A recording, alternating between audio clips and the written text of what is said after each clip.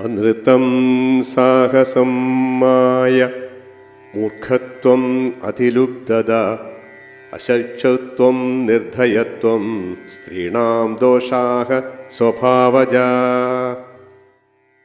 കളവു പറയുക, ചിന്തിക്കാതെ പ്രവർത്തിക്കുക, വഞ്ചന കാണിക്കുക, മണ്ടത്തരവും അത്യാർത്തിയും പ്രകടിപ്പിക്കുക, ഇതെല്ലാം തന്നെ സ്ത്രീയുടെ അടിസ്ഥാന സ്വഭാവങ്ങളാണ് എന്നാണ് ഈ ശ്ലോകത്തിൻ്റെ അർത്ഥം. ഈ പറഞ്ഞ ദോഷങ്ങളെല്ലാം കാലാകാലങ്ങളായി ഏതു മനുഷ്യരിലും നിലനിൽക്കുന്നുണ്ട്. സ്ത്രീകളിലും പ്രത്യേകിച്ചും പുരുഷന്മാരിലും ഇത്തരം ദോഷങ്ങളുണ്ടെങ്കിലും അത് പറയാനോ രേഖപ്പെടുത്താനോ മറ്റുള്ളവർക്ക് സ്വാതന്ത്ര്യമുണ്ടായിരുന്നില്ല. എന്നാൽ പണ്ടുമുതലേ സ്ത്രീകളുടെ ദുസ്വഭാവങ്ങൾ ചികഞ്ഞു കണ്ടെത്തുന്ന പ്രവണത പുരുഷന്മാർക്കുണ്ടായിരുന്നു. അന്നും ഇന്നും നാം ഒക്കെ ഒരു പുരുഷ മേധാവിത്വ മേഖലയിലാണല്ലോ ജീവിക്കുന്നത്. മാത്രമല്ല, സൽസ്വഭാവവും സദ്ഭാവനയും വളർത്തിയെടുക്കാൻ വിദ്യാഭ്യാസത്തിനേ കഴിയും. അടുത്ത കാലം വരെ ഈ സൗകര്യവും സ്ത്രീകൾക്ക് നിഷിദ്ധമായിരുന്നു. ഇന്ന് ആ കഥയൊക്കെ മാറി. ആവശ്യമില്ലാതെ സ്ത്രീകളെ പഴി പറയാൻ സന്ദർഭം കുറഞ്ഞു. സ്ത്രീകൾ എത്രത്തോളം വളർന്നു. അതുകൊണ്ട് ഗുരു ചാണക്യൻ്റെ ഈ പ്രസ്താവന നമുക്ക് മുഖവിലയ്ക്കെടുക്കാൻ കഴിയില്ല. അത് അദ്ദേഹത്തിൻ്റെ കാലത്തെ സാമൂഹ്യ നീതിയെ മാത്രമേ പ്രതിഫലിപ്പിക്കുന്നുള്ളൂ. ഇവിടെ മറ്റൊരു കാര്യം കൂടി സംഗതമാണ്.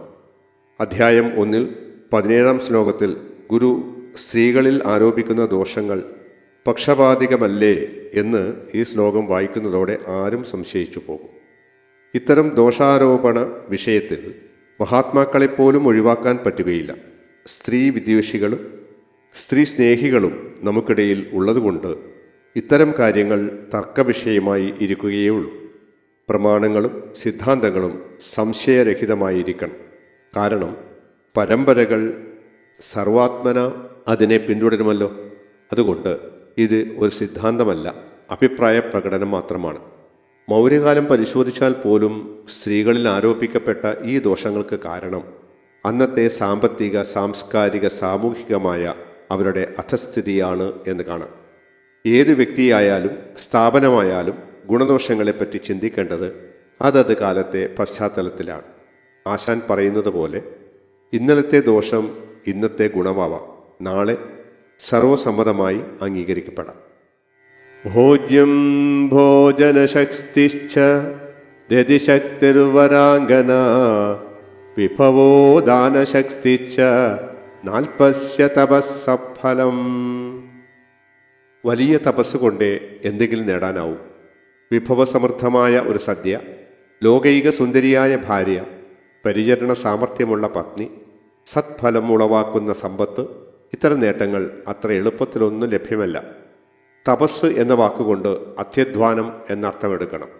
ഈ അത്യധ്വാനം മിക്കവാറും ശാരീരിക അധ്വാനം തന്നെ. അങ്ങനെയാണ് സമ്പത്തുണ്ടാക്കുക. സമ്പത്തുള്ളവന് പോഷകസമ്പൂർണമായ ആഹാരം കഴിക്കാം. അധ്വാനശാലിക്ക് നന്നായി വിശക്കും. നല്ല വിശപ്പുള്ളപ്പോഴാണ് ഭക്ഷണം കഴിക്കേണ്ടതെന്ന് ആയുർവേദം പറയുന്നു. സുന്ദരിയായ ഒരു ഭാര്യയെ ലഭിക്കുന്നതും അധ്വാന ഫലം തന്നെ. ഇവിടെ അധ്വാനവും ഭാഗ്യവും ഒന്നാണ്. അങ്ങനെ നല്ല ഭാര്യയും നല്ല അധ്വാനവും നല്ല ഭക്ഷണവും കൂടിച്ചേരുമ്പോൾ സമ്പത്തുണ്ടാകും.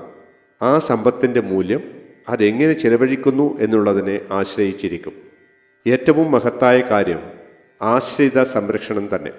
അതുകൊണ്ടുള്ള സുഹൃതം വരാൻ പോകുന്ന ജന്മങ്ങളെ കൂടി സുന്ദരമാക്കും. ഇവിടെയും ഒരു മുന്നറിയിപ്പ്.